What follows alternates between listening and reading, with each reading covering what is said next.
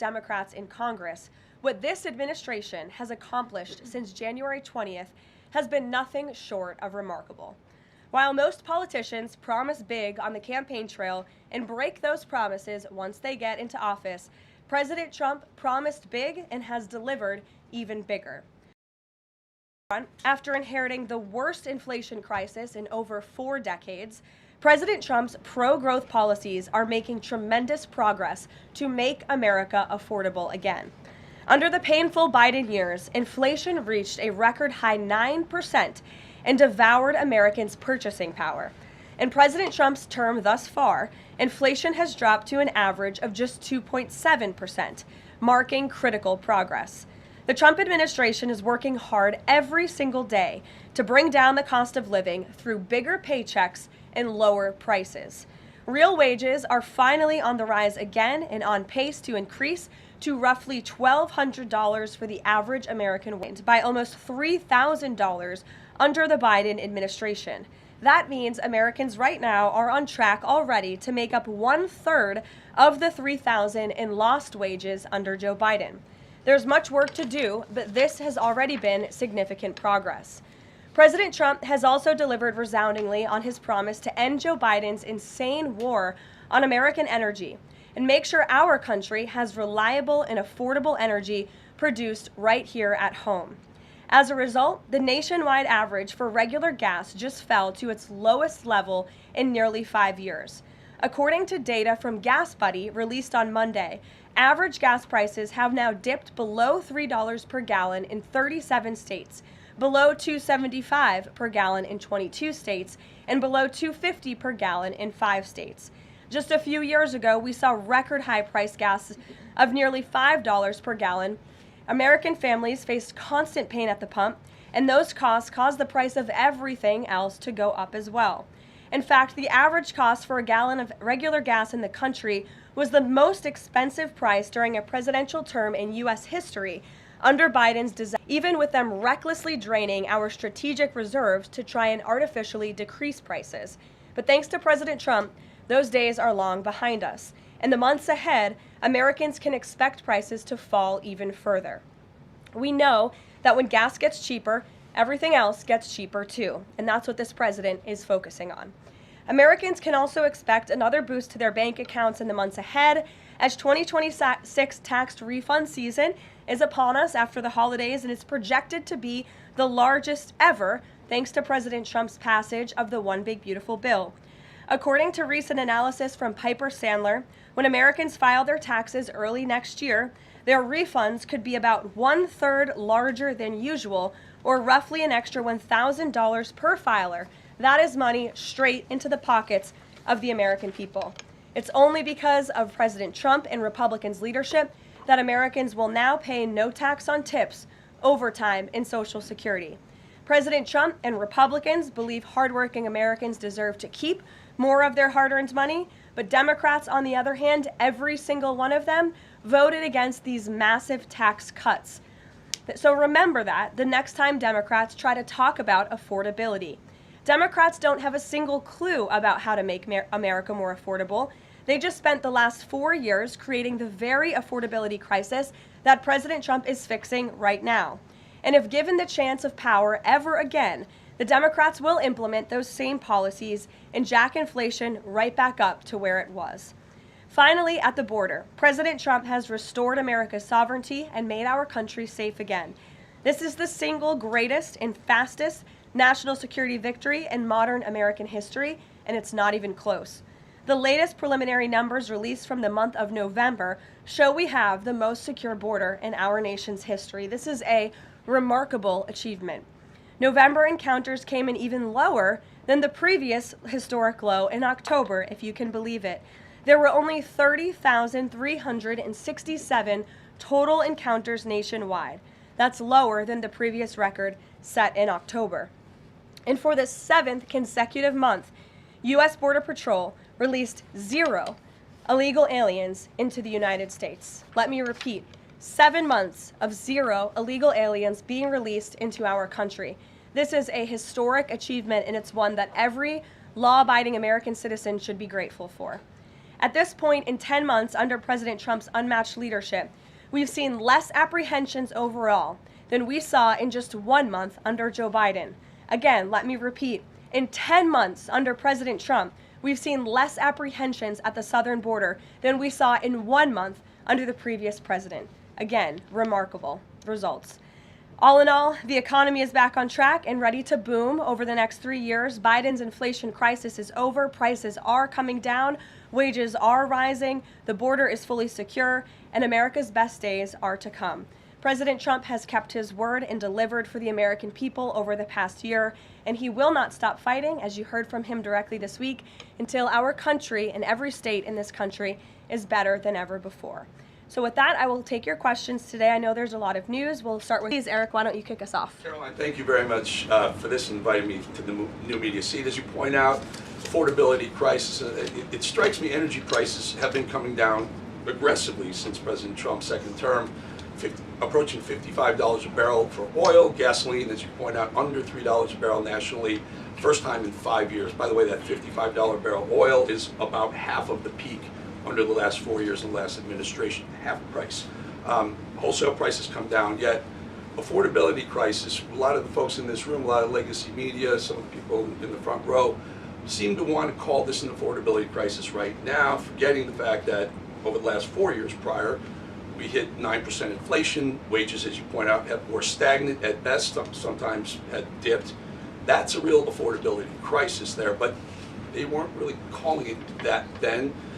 You point out how President Trump is changing the affordability in America, but how will he ensure that the legacy media doesn't flip the script and change it so that they're using affordability as their word, their idea, versus what the American people who know much better? Yeah, well, it's a great question, Eric, and it's a point of frustration for the president and for myself. I will say that's part of the reason I just kicked off this briefing today, setting the record straight with facts about the economic mess that the president inherited from his predecessor, Joe Biden. And he's focused on digging our country and our economy out of that hole every day. Things are getting better, and they will continue to.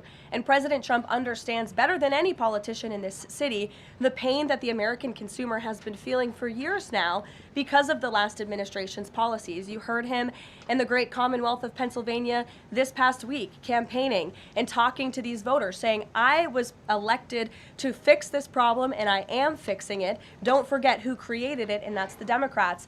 And I think when you hear the president talk about affordability, he's saying the Democrats are the greatest con artists in history because they are now trying to claim ownership of an issue that they created. And every data point and every economic metric does in fact show that the economy is improving. And so I do wish more people would remind the American public how we got here and why. It does not mean this president is discarding the feelings of the American people. He gets it better than anyone, which is why his entire administration has been focused on the issue of the economy and energy prices since day one. If I may Sure. follow up, it's reported that around 10,000 commercial driver's license operators have been pulled by your transportation secretary department.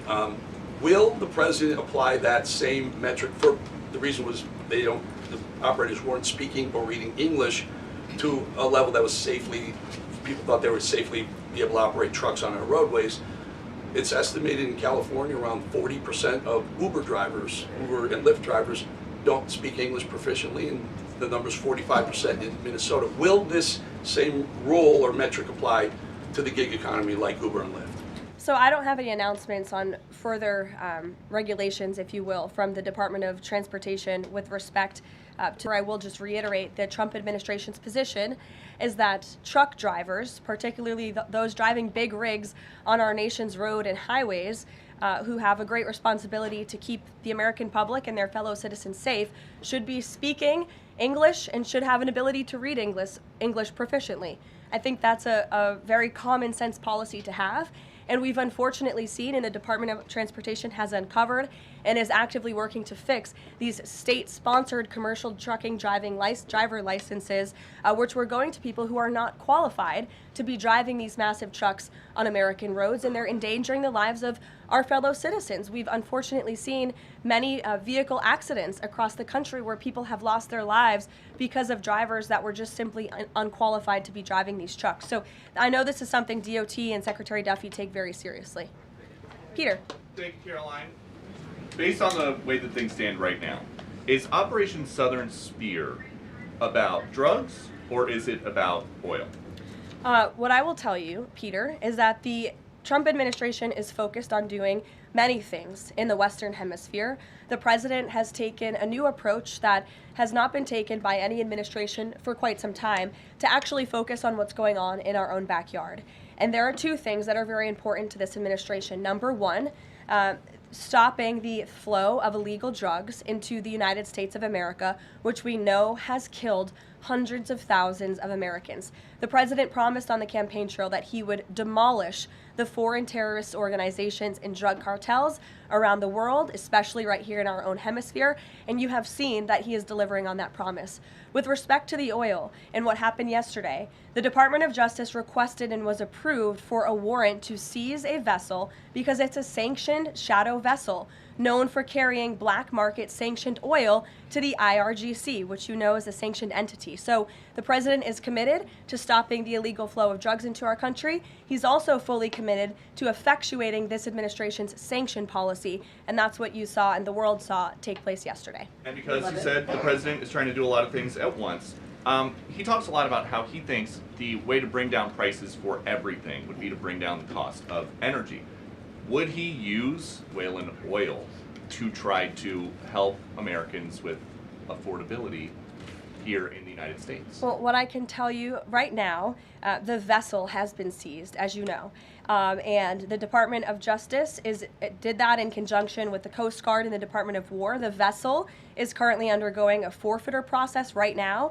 The United States currently has a full investigative team on the ground on the vessel, and individuals on board the vessel are being interviewed and any relevant evidence is being seized. With respect to the oil, that's a different issue. As you know, Peter, the vessel will go to a U.S. port, and the United States does intend to seize the oil. However, there is a legal process for the seizure of that oil, and that legal process will be followed. And just my last one on this. If President Trump launches a bigger military campaign in the Caribbean, is he jeopardizing a possible Nobel Peace Prize?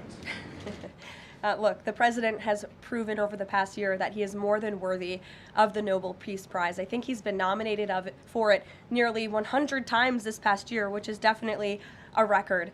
He's solved, I think, 9 conflicts around the world we are up to now. He's actively working on the Russia-Ukraine war, which is the big one as we speak, and has been over the past year. With respect to any additional action in Venezuela, I'm definitely not going to get ahead of the president or the United States military.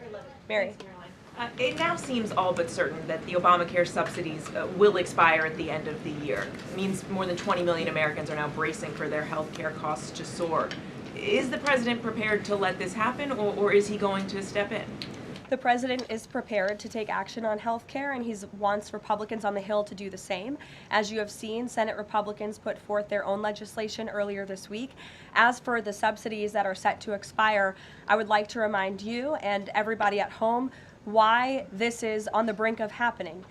Democrats wrote Obamacare. They passed it without a single Republican vote, and then they ballooned it with these expensive COVID subsidies that completely distorted the health insurance market. And then they doubled down, extending those subsidies and setting their own expiration date right now in 2025, which the administration is obviously well aware of, and we are working. The president is working with his healthcare policy team here at the White House, as well as Republicans on Capitol Hill, to find a solution. You said he's working to find a solution. He wants to see a solution to lower health care costs. He does. But these subsidies are expiring at the end of the year. So what is the plan, and what is he going to do to put this in place in the next 2-3 weeks? You'll hear more from the president and from the White House on that very soon. As for wanting a solution to lower healthcare costs, I'm glad you said it, because the president is doing just that. He has made unprecedented progress towards lowering healthcare costs in this country and drug prices. He's secured numerous most favored nation drug price deals, with many more to come.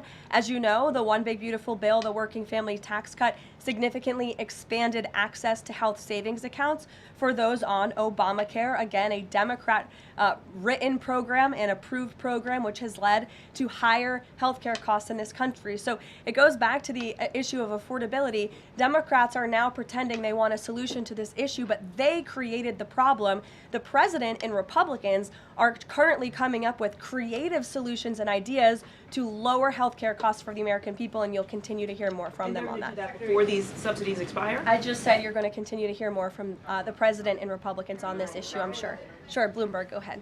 Thanks, Caroline. The president said he was going to be holding a call with the leaders of Thailand and Cambodia. Have those calls taken place? Is there a readout you can share? The president has not yet engaged in those calls, and when he does, I'm sure you'll hear from him directly, as you always do, after foreign leader calls or from somebody here at the White House.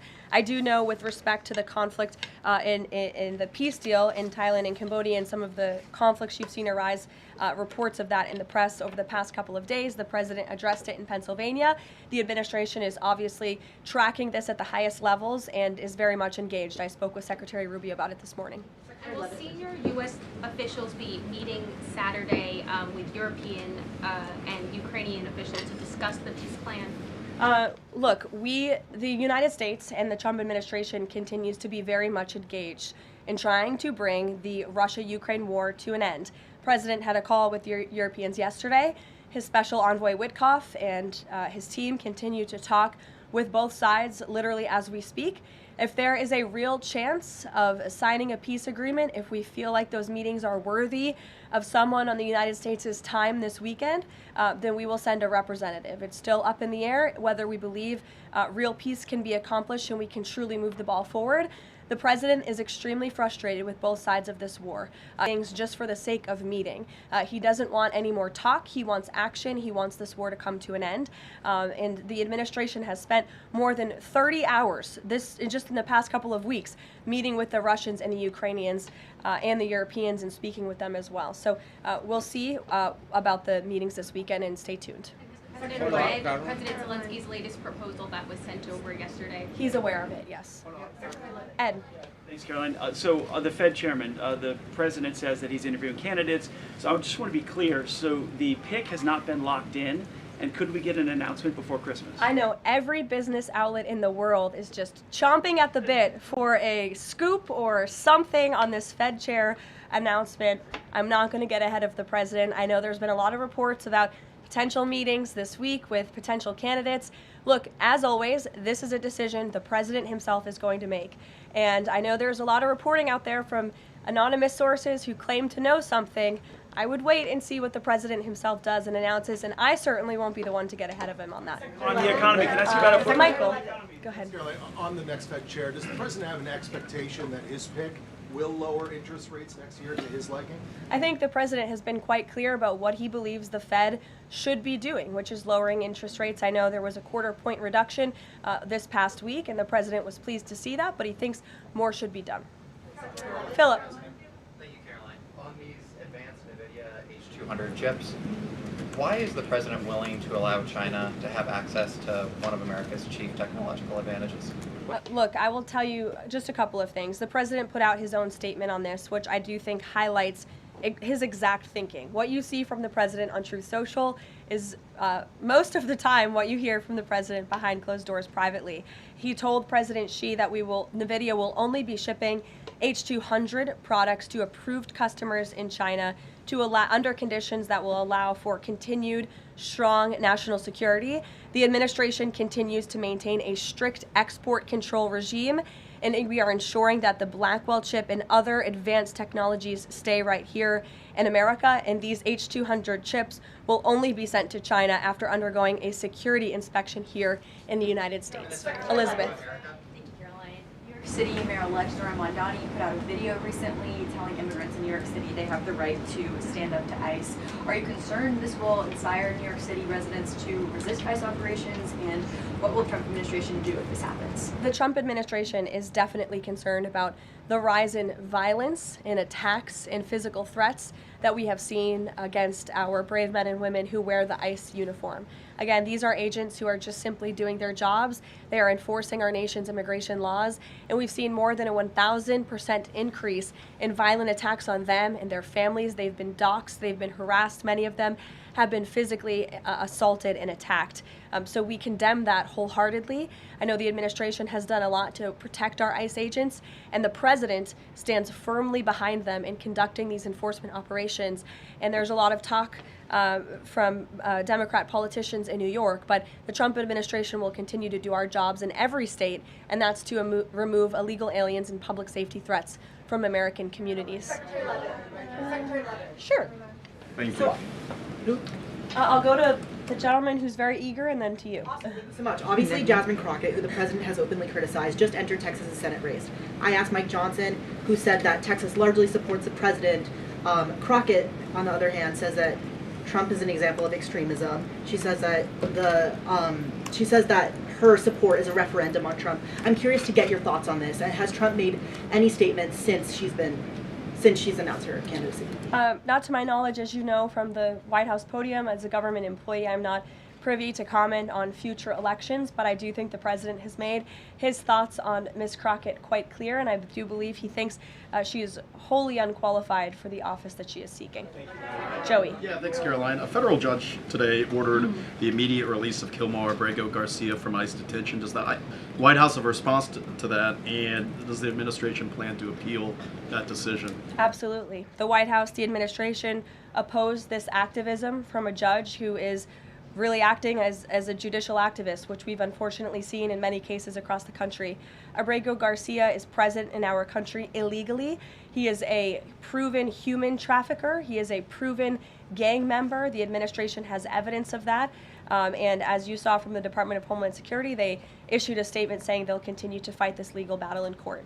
Caitlin. Two questions. I have one on Venezuela to follow up, but first on affordability, since we were talking about the economy at the beginning. If the economy is as strong as the president has said it is, then why is he telling parents 2 weeks before Christmas that they should only buy 2 or 3 dolls for their children? Look, what the president is saying is that if we want products made right here in America, if we want them to be made from American small businesses, which is a large part of the reason the president has effectively implemented tariffs, then we're going to have better quality products right here in the United States. Maybe you'll pay $1 or $2 more, but you will get better quality and you'll be supporting your fellow Americans by buying American, and that's what the president was saying. Again, with respect to affordability, every economic metric, Caitlin, and I wish you would report more on it, does in fact show that the economy is getting better and brighter than where it was under the previous administration. I will repeat, inflation as measured by the overall CPI has slowed to an average 2.5% pace. Real wages are increasing, roughly $1,200 for the average worker. Gas prices are down in almost every single state across the country. Again, in 22 states, it's below $2.75. You look at the tax cuts, those are going to go into effect next year. So the best is yet to come. The president is digging our country out of the economic hole that the previous administration put us in, and that's what he's talking about. It was a year ago, as you know, and grocery prices have been up. So we've covered the economy, but there's mixed signals in terms of what that looks like. But on inflation is down from where it was. As measured by the overall CPI, it has slowed to an average 2.5% pace. This is down from what the president inherited. The president inherited 2.9% in January. Today it's at about 2.5%. So we're trending in the right direction with more to come. And I would remind you, when President Trump left office in his first term, inflation was 1.7%. And the previous administration jacked it up to a record high 9%. So again, in 10 months, the president has clawed us out of this hole. He's kept it low at 2.5%, and we believe that number is going to continue to decline, especially as energy and oil prices continue to decline as well. It wasn't high under Biden. They're just saying it's not. Well, nobody reported on it being high under Biden. My predecessor was standing at this podium, but now you want to ask me a lot of questions about it, which I'm happy to answer. But I will just add, there's a lot more scrutiny on this issue from this press corps than there was. Well, and the previous administration said that too. My predecessor stood up at this podium and she said, inflation doesn't exist. She said the border was secure, and people like you just took her at her word, and those were two utter lies. Everything I'm telling you is the truth, backed by real factual data, and you just don't want to report on it because you want to push untrue narratives about the president. Woo! I'm not going to take your follow-up. Go ahead. Is the White House optimistic about the upcoming redistricting vote in Indiana, and what happens if it fails? We'll see how the vote plays out. That's a political matter and, frankly, a legal one, and I won't comment on it here. Brian. Thank you, Caroline. I'm going to go back to the Fed. I have two topics I just want to address with you. The first one on the Fed. The president did say yesterday that he was meeting with Kevin Warsh. This is your favorite story in the world, Brian. It is our favorite story. The president said yesterday he was meeting with Kevin Warsh to talk about the Fed chair, interview for a Fed chair role. Can you just say how that interview went with him? I won't comment on private meetings without the president's approval to do so. And the second thing is on the Netflix Warner Brothers deal. The president did address this also yesterday. He said that he believes that the sale of CNN should be attached to that deal with Netflix or with Paramount if anything happens down the road with them.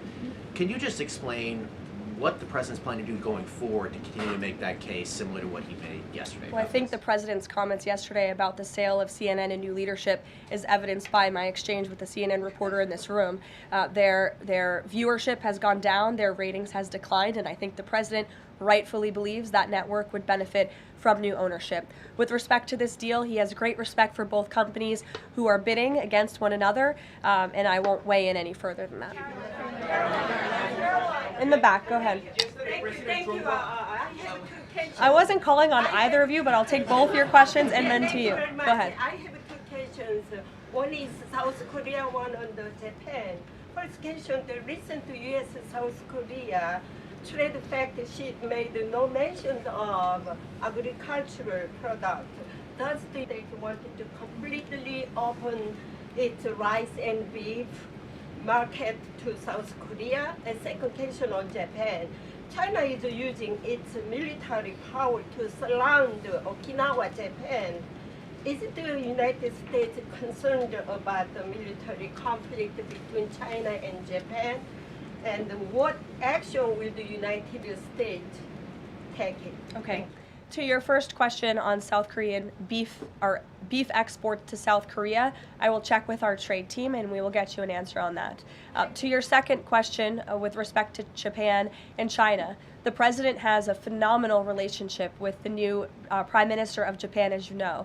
He was pleased to meet her when we went to Asia a couple of months ago, and they have spoken a few times since. They continue to be engaged with one another, and Japan is a great ally of the United States, as evidenced by their personal relationship and our continued trade relations with Japan. With respect to China, the president also has a good working relationship with President Xi, which he believes is a good thing for our country, and he believes that the United States should be in a position to have a good working relationship with China while maintaining our very strong alliance with Japan. Go ahead. Yesterday, President Trump was speaking about drug production in Colombia. He said that the president of Colombia better wise up or he's gonna be next. What was he meaning exactly? And the other thing is that President Gustavo Petro of Colombia responded to that statement by issuing a formal invitation to President Trump to go to Colombia and to see firsthand how the authorities in Colombia are fighting against drugs. Do you think that President Trump would consider that? Well, that's very interesting. I hadn't heard the news about that invitation. I will let the president speak directly to it on whether or not that's something he would entertain. But as for his comments yesterday towards President Petro, he has been saying some very alarming and frankly insulting things towards the United States of America, and the president doesn't like it. Yes, in the blue. Caroline? Yes, go ahead. Thank you. The president's been spotted out and about a number of times with bandages on his hands. Could you please explain what that is about? Secondly, he noted on Truth Social the other day that he had aced 3 cognitive tests. Could you please clarify when those tests took place? I can do that at a later date. I obviously don't have that in front of me. The president has spoken about that quite extensively throughout the years. As for the bandages on the hand, we've also given you an explanation for that in the past. The president is literally constantly shaking hands. The Oval Office is like Grand Central Terminal. He is meeting with more people than any of you even know about on a daily basis. He's also on a daily aspirin regimen, which is something his physical examinations has said in the past as well, which can contribute to that bruising that you see. Thank you, Caroline. Back to that oil tanker, just want to know, was this a one-off, or is it safe to say the administration is taking a more active look at the oil industry in Venezuela, whether targeting other oil ships or perhaps Venezuelan oil production facilities in Venezuela? Well, I won't broadcast any future actions from the administration, but I will just reiterate that the Trump administration is executing on the president's sanction policies and the sanction policies of the United States, and we're not going to stand by and watch sanctioned vessels sail the seas with black market oil, the proceeds of which will fuel narco-terrorism of rogue and illegitimate regimes around the world. Andrew? Thank you, Caroline. Two for you. First, when the president announced the farm relief program the other day, Secretary Rollins afterwards, right out there, told us that the program would be paid for by the Commodity Credit Corporation, an existing program. The president keeps saying that it's being paid for by tariff revenue. Why does he keep saying that if the secretary who's running the program says that's not the case? And also about his doll comments from the other night. The president's a billionaire. He's probably the wealthiest person to ever serve as president. Is it a good look for him to be telling parents, oh, you should only buy, 2 or 3 dolls for your kids, when he's one of the wealthiest people in the country running the government? Do you think the people in that room in Pennsylvania who the president was speaking to don't know the president's a billionaire? I think that's a very well-established fact. And actually, I think it's one of the many reasons they reelected him back to this office, because he's a businessman who understands the economy and knows how to fix it. And he's doing it right now just like he did in his first term. Sure, go ahead. To the gentleman behind you, Andrew, yes, go ahead. Go ahead. Thank you, Caroline. On Gaza, we heard the president say yesterday that the Board of Peace members are going to be announced early next year. What is the administration doing to move the parties in the region closer toward phase 2 of his peace plan for Gaza? Sure. Well, first of all, I would be remiss if I didn't highlight what a success it is that 10 months into the president's administration, you're asking me about a peace plan in Gaza, because that's a legitimate reality on the ground right now in the region, and its leadership, that was able to take place, that all the living hostages were returned, all but one body of the deceased hostages has been returned, and we're still, of course, working on the last one. As for this next phase of the peace process, there is a lot of quiet planning that's going on behind the scenes right now for phase 2 of the peace deal, and when the United States is ready to make those announcements public on the Board of Peace, the ISF, and the Palestinian technocratic government, we will be making those announcements at the appropriate time. But the reason that the negotiators and the teams on the ground have been rather quiet about this is because I spoke with them this morning. They are trying to be deliberate and thoughtful about this. Peace in Gaza, in the Palestinian Strip, is something, the Gaza Strip rather, is something that people have been trying to accomplish for 70 years. So, this is a complex problem, and this administration wants to be very thoughtful about it, and we want to ensure an enduring and lasting peace. And when those announcements are ready, they will be made. Sure. Thank you. There have been reports that Vladimir Putin called Maduro today to reaffirm his support. I wanted to ask if it is concerning to the president that Putin has given such a warm embrace to Maduro. I don't think that would be concerning to the president at all, no. I'll let him speak on it further. Spoken to Putin about that? He has not spoken to President Putin today, and I understand that call took place this morning, so the answer is no.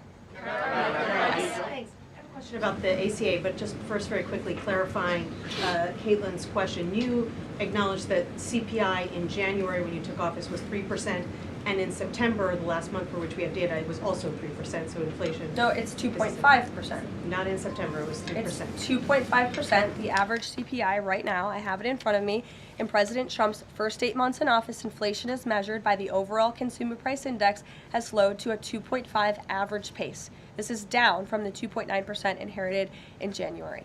January is 1 month. Kelly, in the back. Okay, can I ask you about the ACA really quickly? There are a number of plans that are floating around on the Hill right now having to do with these premium subsidies that are about to expire. Which plan does the White House support?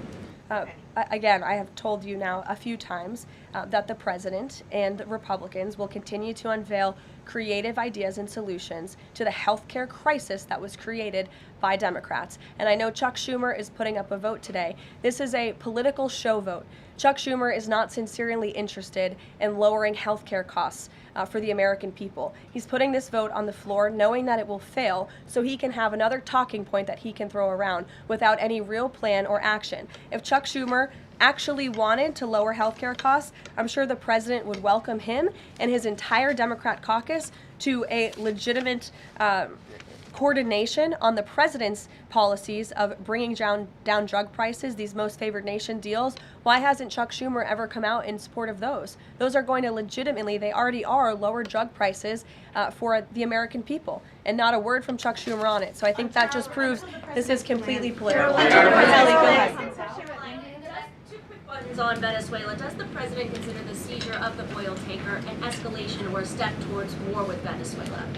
I think the president considers the seizure of the oil tanker as effectuating the administration's sanction policies, which I've already discussed previously. Potential invasion or potential land strikes in Venezuela aligned with the president's supporters, the MAGA base, does it risk the potential for a prolonged war and U.S. troops involved in that? Prolonged war is definitely not something this president is interested in. He's been very clear about that. He wants peace. He also wants to see the end of illegal drugs being trafficked into the United States and taking the lives of hundreds of thousands of Americans across our country. And he's thinking about that every day here at the White House. With every drug boat that is taken out by this administration, we are saving thousands of lives by deterring those drugs and stopping those drugs from flowing into our country. You will all, excuse me, you'll all hear, excuse me, you will all see the president tonight. He'll be making remarks at the Congressional Christmas Ball, which will be taking place here at the White House. And later this afternoon, he will be signing some congressional bills and executive orders that we, as always, will keep you apprised of. Thanks, guys. Can you say a word about the call with Modi?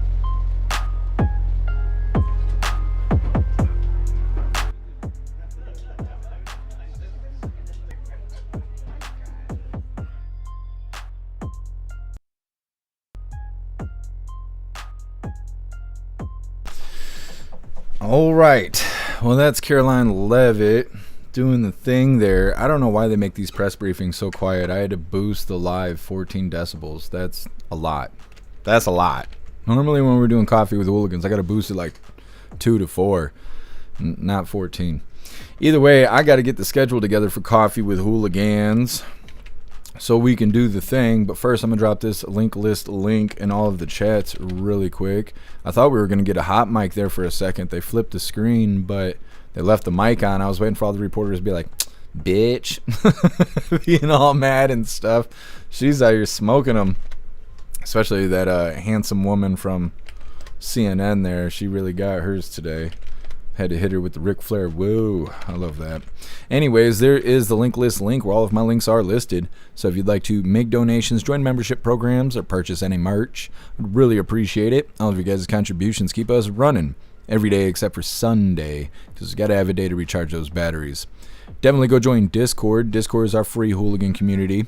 It's the best way to be notified every single time we go live. The hooligans are there keeping the conversation going 24/7, and we have 2 news boards to keep you up to date with everything going on around the world. So definitely go join Discord. If you're feeling real saucy, go join jeffmaclive.com. Over on the website, it is the best way to experience a live. Our built-in chat has more ability than any other platform. You can post memes and GIFs and custom emojis and links and all kinds of stuff right there while watching the live.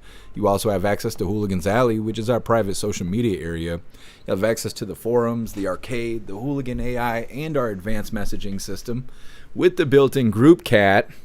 So definitely go get yourself a membership for jeffmaclive.com. It's the home of the hooligans. You got anything you want to add on that? You just gonna sniff the mic? Okay. All right. Purrs for you hooligans. Get in your bowl. Get in your Klaus bowl. All right, I gotta get the schedule together and then we're going to do the thing. So I'll see you guys in a couple hours. Go ahead and hit that like button on your way out. I'll see you soon.